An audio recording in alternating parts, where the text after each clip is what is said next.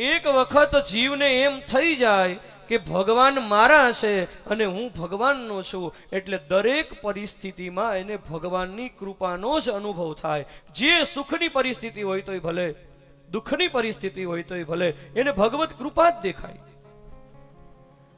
બ્રહ્મલીન પૂજ્ય ડોંગરેજી મહારાજ, જેની આજે પુણ્યતિથિ છે, કારતક વદ છઠ, આ મહાપુરુષનું સવાર સવારમાં સ્મરણ કરીએ ને ત્યાં આપણો દિવસ સુધરી જાય. શું એનું દિવ્ય જીવન! ડોંગરેજી બહુ સરસ એક દ્રષ્ટાંત આપતા કે કારતક મહિનાના સમયમાં પંઢરપુરમાં એક વખત મેળો ભરાયેલો. આ મેળામાં ભારત વર્ષના અનેક સંતો પધારેલા. ગુજરાતમાંથી નરસિંહ મહેતા, ઉત્તર ભારતમાંથી તુલસીદાસજી, મહારાષ્ટ્રમાંથી તુકારામજી, દક્ષિણમાંથી એકનાથજી, બધા સંતો આવેલા. બધા વિઠ્ઠલનાથ શ્રી પંઢરીનાથના દર્શન કરવા જાય છે.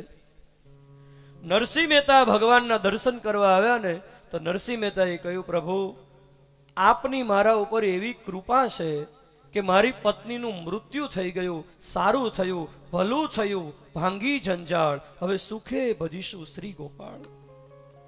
થોડી વાર થઈને એટલે તુકારામજી આવ્યા, એકનાથજી આવ્યા. તો એકનાથજીએ ભગવાનને પ્રાર્થના કરી, હે પ્રભુ, આપે મને એવી અનુકૂળ પત્ની આપી છે કે તમારા ભજનમાં, તમારી સેવામાં મને એવી મદદરૂપ થાય છે. પ્રભુ આપની મારા ઉપર બહુ કૃપા છે. થોડી વાર થઈને ત્યાં તુકારામજી આવ્યા. તુકારામજીના પત્ની બહુ કર્કશ સ્વભાવના હતા. તુકારામજીએ ભગવાનને કહ્યું, હે વિઠ્ઠલનાથ, એવી ઝઘડાખોર પત્ની આપી છે, એવી કૃપા કરી છે, જરાય એનામાં પ્રેમ જ નથી થતો, તમારો પ્રેમ તો બની રહેશે. જુઓ સજ્જનો, ત્રણેયની જીવનની પરિસ્થિતિ અલગ અલગ છે. એકની પરિસ્થિતિ અનુકૂળ પત્નીની છે, એકના જીવનની પરિસ્થિતિ પ્રતિકૂળ પત્નીની છે, એકના જીવનની પરિસ્થિતિ પત્ની મરી ગયાની છે.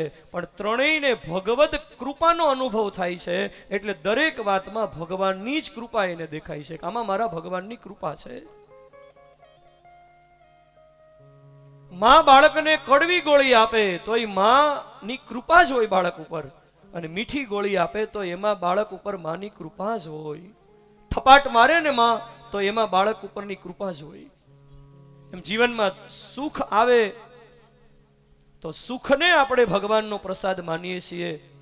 ભગવત કૃપાનો અનુભવ થાય ને તો ભગવાન, જીવનમાં દુઃખ આવે ને તો દુઃખને આપણે ભગવાનનો પ્રસાદ માની લઈએ.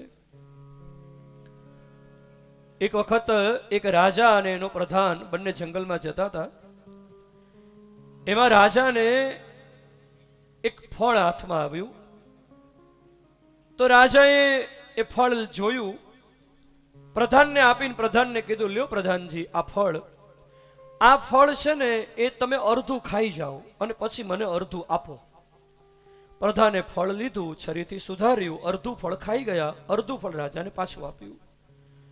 રાજાએ અડધું જે ફળ હતું એ ખાવા માટે મોઢામાં મૂક્યું ને ત્યાં તો કડવું ઝેર જેવું ફળ હતું. એકદમ રાજાએ થૂથું કરીને થૂકી નાખ્યું. પ્રધાનને કહ્યું, પ્રધાન, આટલું કડવું ઝેર ફળ અને તમે ખાઈ ગયા અને મને ફરિયાદ ન કરી કે આટલું બધું કડવું ફળ તમે મને કેમ આપો છો, અને એમને હસતા હસતા તમે ખાઈ ગયા. ત્યારે પ્રધાને બહુ સરસ કહ્યું, મહારાજ, આજ દિવસ સુધી તમે મને જે આપ્યું છે એ બધી વસ્તુને મેં હસતા હસતા સ્વીકારી લીધી છે, અને 30 વર્ષે તમે મને કડવું ફળ આપો અને હું જો થૂથું કરી થૂકી નાખું ને તો મારી પ્રધાનતા લાજે, મારે થોડું થૂકાયા ને. એમ ભગવાન સતત કૃપા જ આપ્યા કરે, સુખ જ આપ્યા કરે, સુખ જ આપ્યા કરે. પણ ક્યારેક એ ભગવાન આપણા જીવનને ઘડવા માટે દુઃખ આપે તો એ દુઃખને ભગવાનનો પ્રસાદ માનતા શીખો. જે પરિસ્થિતિ છે મારા હિતની જ પરિસ્થિતિ છે. જે હરિ કરે તે મમ હિતનું, એ ભરોસો જાય નહીં. કૃષ્ણ કરે છે તે ઠીક કરે છે, એ વિશ્વાસ બદલાય નહીં.